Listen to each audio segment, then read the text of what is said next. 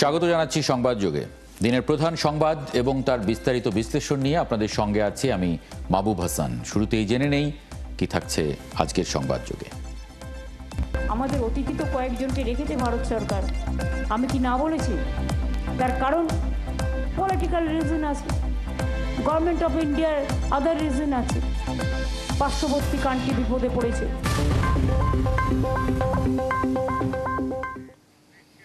সরকারি মঞ্চে দাঁড়িয়ে এবার ভারতে আশ্রয় নেওয়া আওয়ামী লীগ নেতাকর্মীদের ভারত সরকারের প্রত্যক্ষ মদদে কলকাতায় উপস্থিতির কথা স্বীকার করে নিয়েছেন পশ্চিমবঙ্গের মুখ্যমন্ত্রী মমতা বন্দ্যোপাধ্যায়।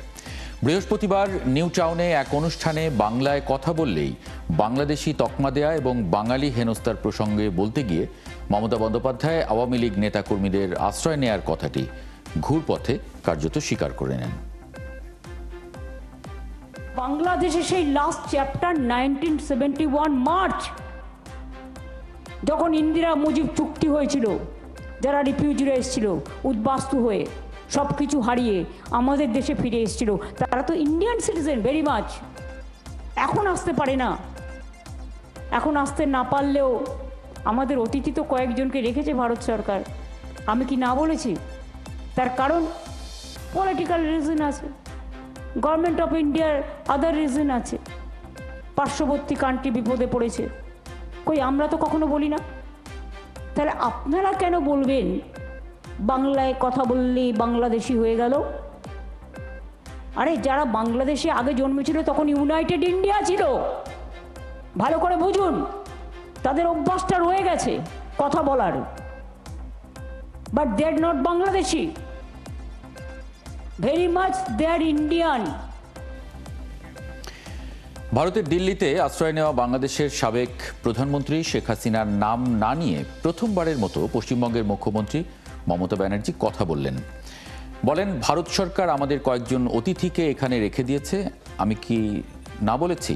এর পেছনে রাজনৈতিক কারণ রয়েছে, ভারত সরকারের অন্য কারণও থাকতে পারে, পার্শ্ববর্তী দেশ বিপদে পড়েছে, কই আমরা তো কখনো বলি না। তার এই মন্তব্যে এবং প্রথমবারের মতো মুখ খোলার বিষয়ে কথা বলবো। আজ আমাদের সঙ্গে আছেন জাহাঙ্গীরনগর বিশ্ববিদ্যালয়ের সরকার ও রাজনীতি বিভাগের অধ্যাপক ডক্টর শামসুর আলম এবং কলকাতা থেকে যুক্ত হচ্ছেন সিনিয়র সাংবাদিক অর্কদেব। আপনাদের স্বাগত জানাচ্ছি সংবাদযোগে। অর্কদেব, প্রথমবারের মতো শেখ হাসিনার নাম না নিয়েও তিনি তার প্রসঙ্গে মুখ খুললেন, মমতা বন্দ্যোপাধ্যায় কথা বললেন, এর আসলে কার্যকারণ কি? দেখুন, মমতা বন্দ্যোপাধ্যায়ের এই মন্তব্য অতি তাৎপর্যপূর্ণ। আপনাদের মনে রাখতে হবে যে এখানে শুধু শেখ হাসিনার কথাই মমতা বন্দ্যোপাধ্যায় বলেননি। মমতা বন্দ্যোপাধ্যায়ের প্রতিটি কথা অক্ষরে অক্ষরে যদি আমরা ডিকোড করি, তাহলে দেখব মমতা বন্দ্যোপাধ্যায় কয়েকজন শব্দটি বলেছেন।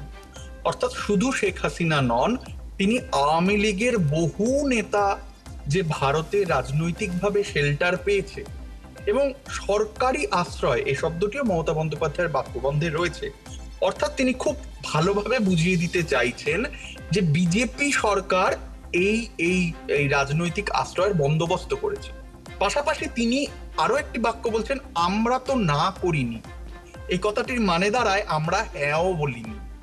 অর্থাৎ এই রাজনৈতিক একটা প্রশ্ন তৈরি হয়েছে যখন কলকাতায় সাংবাদিক মহল, কলকাতায় রাজনৈতিক বিশ্লেষক মহল, তারা তাদের একটা জানা বোঝার পরিসরে এসে গিয়েছে যে আওয়ামী লীগের বহু নেতা, বহু কর্মী বাংলাদেশে গণহত্যায় সরাসরি নাম উঠেছে এমন বহু মানুষ কলকাতায় বা ভারতে খুলেআম ঘুরে বেড়াচ্ছে। তাদের মাঝে মাঝে দেখা যাচ্ছে ওবায়দুল কাদের সহ অনেককে, এবং সাংবাদিকদের কাছে তাদের নানা ব্যভিচারের টিপ যখন আসছে, তখন যে প্রশ্নটা উঠছে যে মমতা বন্দ্যোপাধ্যায়ের দলই কি এই ব্যক্তিবর্গকে আসলে রাজনৈতিক শেল্টার দিচ্ছে? এই রাজনৈতিক শেল্টারের পেছনে কি পশ্চিমবঙ্গের শাসক দলের হাত আছে? মমতা বন্দ্যোপাধ্যায় কিন্তু এই বাংলাদেশি পুশব্যাক, বাংলা ভাষীকে বাংলাদেশি বলে পুশব্যাক ইস্যুকে সামনে রেখে দু তিনটে বাক্যর মধ্যে বুঝিয়ে দিলেন, না, এটা একটা রাজনৈতিক আশ্রয়। এই রাজনৈতিক আশ্রয় দিয়েছে শাসক দল যারা এখন ভারতবর্ষে ক্ষমতায় আছে 2014 সাল থেকে, অর্থাৎ বিজেপি। এবং এটা এক ধরনের রাজনৈতিক কম্পালশন বিজেপির, মমতা বন্দ্যোপাধ্যায়ের দলের নয়। মমতা বন্দ্যোপাধ্যায় বলছেন এটাই আমরা না বলিনি, অর্থাৎ মমতা বন্দ্যোপাধ্যায়ের দল এতে হ্যাঁও বলেনি। অর্থাৎ মমতা বন্দ্যোপাধ্যায় যে বলটা তার দিকে ধেয়ে আসছিল সেই বলটাকে সপাটে দূরে ঠেলে দিলেন। এবং এই যে আমরা বলি, আমাদের এখানে সাংবাদিকদের মধ্যে একটা পরিচিত লব্জ রয়েছে যে বিজেপি আমলে এবং হাসিনার সরকারের সঙ্গে ভারতবর্ষের একটা যেন ঔপনিবেশিক চুক্তি হচ্ছিল, একটা ঔপনিবেশিক সম্পর্ক গড়ে উঠছিল। এবং সেই দেনা পাওনা, সেই ক্রনি নেক্সাসের মধ্যে, তার দেনা পাওনার মধ্যে মমতা বন্দ্যোপাধ্যায়ের দল তথা পশ্চিমবঙ্গের প্রধান শাসক দল যে নেই, এই পলিটিক্যাল শেল্টারে হাসিনা সহ তামাম আওয়ামী লীগ নেতার পলিটিক্যাল শেল্টার পাওয়ার ঘটনায় যে মমতা বন্দ্যোপাধ্যায়ের সরকারের প্রত্যক্ষ কোনো মদত, প্রত্যক্ষ কোনো অংশীদারি নেই, নিজের বাক্যবন্ধের মধ্যে দিয়ে মমতা বন্দ্যোপাধ্যায় তাই বুঝিয়ে দিতে চাইলেন বলে আমাদের অনুমান। জি, অধ্যাপক ডক্টর শামসুর আলম, আপনি কিভাবে এটা ব্যাখ্যা করবেন? অর্কদেব বলছিলেন যে তিনি মানে আমরা তো না করিনি, আবার এর মধ্যে হ্যাঁও নেই। এখানে একটা মানে পশ্চিমবঙ্গের একটা রাজনীতি আছে, সঙ্গে ভারতবর্ষের একটা রাজনীতি আছে, আর আমাদের এখানকার ওনারা তো ওখানে গিয়ে আশ্রয় নিয়েছেনই। আপনি আসলে মমতা ব্যানার্জির এই যে স্টেপ, এটাকে কিভাবে দেখেন? ধন্যবাদ ৭১ টিভিকে সময় উপযোগী একটি বিষয়কে নিয়ে অবতারণা করার জন্য। মমতা বন্দ্যোপাধ্যায় একটা কৌশলপূর্ণ মন্তব্য করেছেন ভারতের রাজনীতি ও বাংলাদেশের রাজনীতির প্রেক্ষাপটে। আমি এটাকে এই মন্তব্যটাকে যেভাবে দেখি, তিনি কিন্তু এক ধরনের কৌশলপূর্ণ কথা বলেছেন। কারণটা ভারতের বিভিন্ন রাজ্যে এখন ওই যে বাংলা ভাষা, তারপর অন্যান্য যে হিন্দি ভাষা চাপিয়ে দেওয়ার এক ধরনের বিষয় সেখানে ঘটে যাচ্ছে। যে বিভিন্ন রাজ্যে বাঙালির যে ভাষাভাষীরা রয়েছেন তাদেরকে বিশেষ করে বাংলাদেশি হিসেবে চিহ্নিত করে বাংলাদেশে আবার কুশিন করার চেষ্টা করা হচ্ছে তারা। যে এই বিষয়টা মমতা বন্দ্যোপাধ্যায় প্রকান্তরে বলতে চেষ্টা করেছেন। আরেকটা বিষয়, সেখানে বাংলাদেশ থেকে অনেকে পালিয়ে যে আওয়ামী লীগের যারা বিভিন্ন অপকর্ম বাংলাদেশে 16 বছরে করেছে, তারা সেখানে কিন্তু আশ্রয় নিয়েছে কলিকাতায়। তো মমতা বন্দ্যোপাধ্যায়ের বক্তব্যটা সরাসরি কিন্তু আওয়ামী লীগকেও কিন্তু কিছু বলা হয়নি। তো সেখানে ভারতের রাজনীতিবিদদের এক ধরনের কৌশলপূর্ণ চাতুরতা আমরা এখানে লক্ষ্য করছি। পশ্চিমবঙ্গ রাজ্যের মুখ্যমন্ত্রী হচ্ছে আমাদের মমতা বন্দ্যোপাধ্যায়, তার রাজ্যে এখানে আছে কেন্দ্রীয় সরকারেরও একটা রাজনীতি সেখানে আছে। অর্থাৎ আমরা কংগ্রেসকে যেমন দেখি, সেখানে আওয়ামী লীগের নেতা কর্মীদের তোষণ নীতি, তাদের বিরুদ্ধে কোনো কিন্তু কথা বলছে না। সেই একই বিষয়টা আমরা যদি মনে করি ভারতের যে মণিপুর রাজ্য বা ত্রিপুরা, বিভিন্ন ক্ষেত্রে যারা নিজেদের রাজ্যগুলোকে তারা অধিকারের জন্য সংগ্রাম করছে, তারা যদি বাংলাদেশে আশ্রয় গ্রহণ করে, তখন কিন্তু ভারতের রাজনীতিবিদরা অত্যন্ত সক্রিয় ভূমিকা পালন করে যে তাদের বিদ্রোহীরা এখানে আশ্রয় গ্রহণ করছে। সেক্ষেত্রে তারা বাংলাদেশকে ব্যাপারে অনেক কথাবার্তা বলে। এখানে বাংলাদেশ থেকে যারা শেখ হাসিনা সহ যারা পালিয়ে ওখানে আশ্রয় করে, তারাও কিন্তু বিভিন্ন মামলার আসামি। তারাও তো বাংলা ভাষায় কথা বলে। এখন কেন তাহলে তাদেরকে বাংলাদেশে পুশিং করা হচ্ছে না? তাদেরকে রাজা আদর করে, তাদেরকে জামাই আদর করে সেখানে রাখা হয়েছে, কিন্তু যেটা বাংলাদেশের সার্বভৌমত্বের কিন্তু এক ধরনের হুমকি। সেখান থেকে তারা নানান ধরনের চক্রান্ত করছে। সেই চক্রান্তের ভাগিদার কিন্তু আমি মনে করি পশ্চিমবঙ্গের মুখ্যমন্ত্রী, তিনিও কিছুটা দায়ভার বহন করবেন। তার রাজ্য থেকেই এখানে নানা সীমান্ত এলাকাগুলোতে বিভিন্ন ক্ষেত্রে যোগাযোগ করে এই বাংলাদেশকে অস্থিতিশীল করার একটা প্রক্রিয়া তারা শুরু করেছে। স্বাধীন সার্বভৌম রাষ্ট্র হিসাবে আমরা সেটা কিন্তু মেনে নিতে পারি না। তাদেরকে যে কোনোভাবেই হোক বাংলাদেশের কাছে কিন্তু সমর্পণ করা উচিত। আশ্রয়টা তাদের দেওয়া, যে মানবিক কারণে তাদের আশ্রয় দেয় নাই। ভারতের যে চাণক্য নীতি দীর্ঘদিন থেকে অবলম্বন করছে প্রতিবেশী রাষ্ট্রগুলোতে তাদের প্রভাবাধীন সরকার প্রতিষ্ঠা করার, এখনো ভারত আশা করছে যে আওয়ামী লীগের মাধ্যমে তাদের সেই আশা ভরসা পূরণ হবে, কিন্তু তারা এটা বুঝতে পারছে না যে শুধুমাত্র একটা নির্দিষ্ট রাজনৈতিক দলকে সামনে রেখেই তারা যদি কাজ করে তাহলে কিন্তু তাদের আরো ক্ষতি হবে। জি, এখন আমরা দেখছি বাংলাদেশের জনগণ কিন্তু বেশিরভাগ ক্ষেত্রে আমরা দেখি ভারত বিরোধী সেন্টিমেন্ট একটা কাজ করে, কারণ বিগত 16 বছরে এই দলটা যে ধরনের আওয়ামী ফ্যাসিস্ট শক্তিরা যে ধরনের কাজ করে গেছে, সেই দলকেই তারা কিন্তু সমর্থন দিয়ে যাচ্ছে, আদর আপ্যায়ন করে তাদেরকে নানাবিধ সমর্থন দিয়ে এতদিন ক্ষমতায় রেখেছিল। যে 3টি নির্বাচন হয়ে গেছিল সেই নির্বাচনগুলোই তারা সমর্থন দিয়েছে। বাংলাদেশের জনগণের হৃদয়কে তারা বুঝতে পারে নাই, তারা কি চাচ্ছে সেই চেতনার পরিপন্থী কাজ করে দেয়। এই কারণেই দেখা যাচ্ছে যে ভারত আজকে আমরা দেখি তাদের যে লাগোয়া দেশগুলো আছে সেখান থেকে কিন্তু তারা ধীরে ধীরে তাদের সমর্থনটা কমে যাচ্ছে, কমে গেছে অনেক। যেমন আমরা দেখি মালদ্বীপের এই ধরনের, শ্রীলঙ্কায়, নেপাল, বাংলাদেশ তো সম্প্রতি গত 1 বছরের মধ্যে আমরা এই পরিবর্তনটা দেখলাম। এবং এক্ষেত্রে ভারতের বিভিন্ন গণমাধ্যমগুলো কিন্তু দেখা যাচ্ছে যে তারাও কিন্তু বাংলাদেশ বিরোধী অপপ্রচারে লিপ্ত রয়েছে। অর্থাৎ সামগ্রিকভাবে সেখানে এক ধরনের যে আওয়ামী লীগ প্রীতি, আওয়ামী লীগ যে এই অভিযোগ তো আসলে এই অভিযোগ তো ছিলই, এবং এটা নিয়ে বাংলাদেশেও বিরোধীরা অভিযোগ করতো যে আসলে মানুষের সঙ্গে বা একটি দেশের সঙ্গে সম্পর্ক না করে একটি দলের সঙ্গে সম্পর্ক তৈরি করার চেষ্টা হয়েছে, তারই ফলশ্রুতি।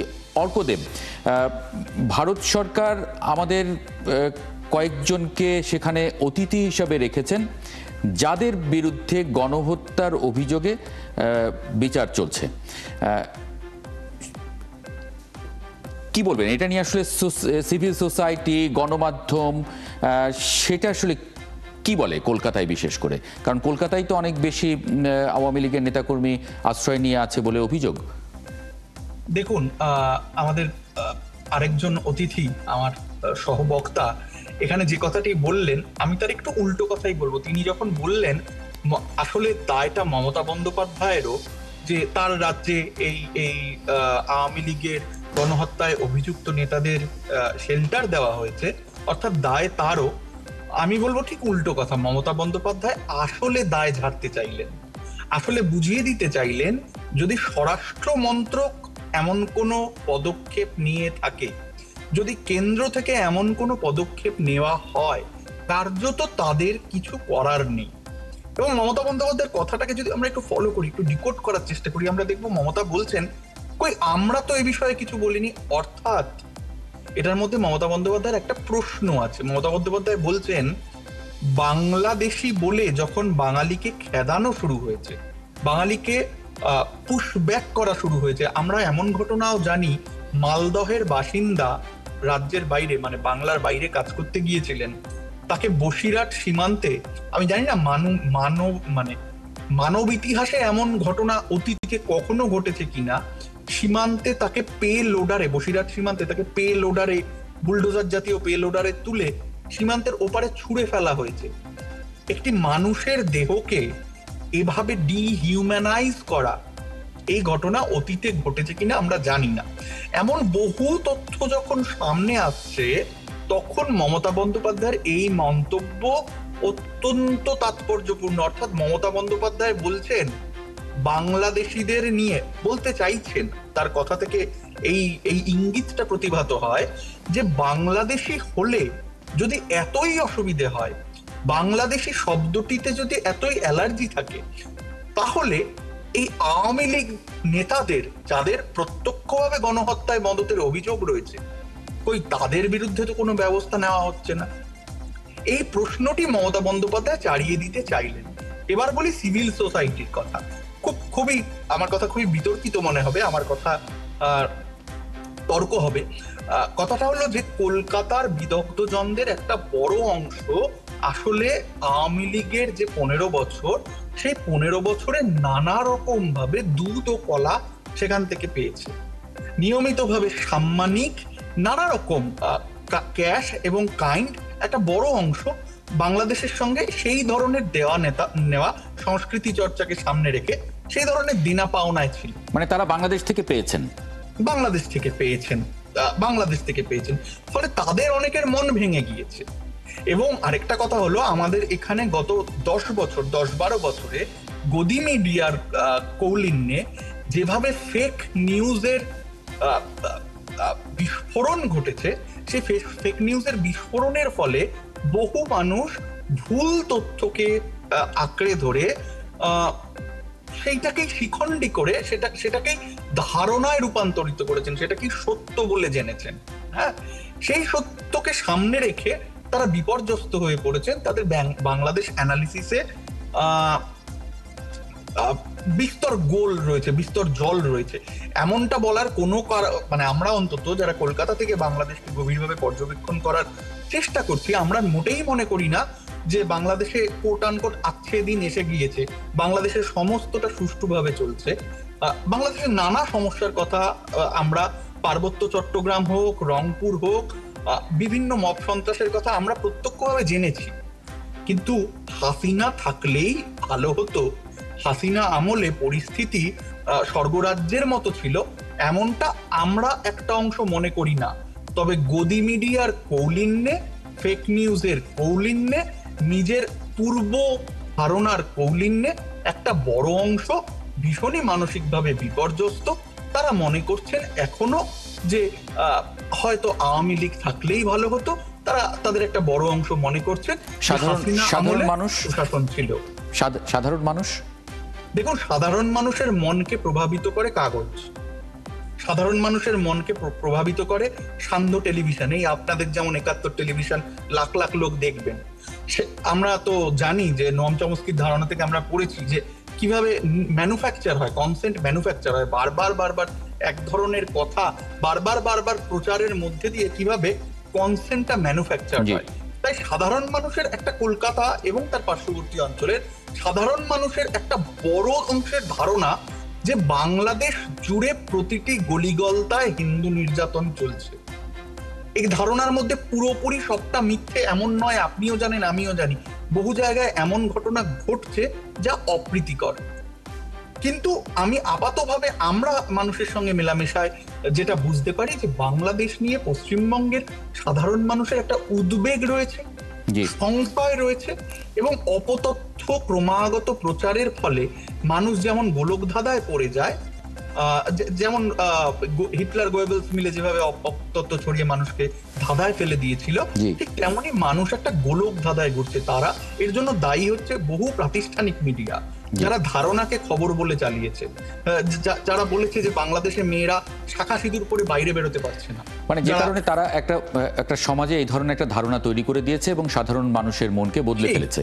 জি, অধ্যাপক ডক্টর শামসুল আলম, মানে ভারত সরকারের অন্য কারণ থাকতে পারে, মমতার বক্তব্য রাজনৈতিক কারণ থাকতে পারে, মানে এগুলো ডিকোড করলে আসলে কি দাঁড়ায়? মানে সেখানে সাধারণ মানুষ, সিভিল সোসাইটি সবাই আসলে একরকম ভাবে ভাবছেন, বাস্তবতা আসলে অন্যরকম। অধ্যাপক ডক্টর শামসুল আলম। ধন্যবাদ। আমাদের প্রতিবেশী রাষ্ট্র উনি মানে সাংবাদিকতাই করেন, আমার যেটা ধারণা, উনি কিন্তু কিছু অপ্রিয় সত্য কথা বললেন।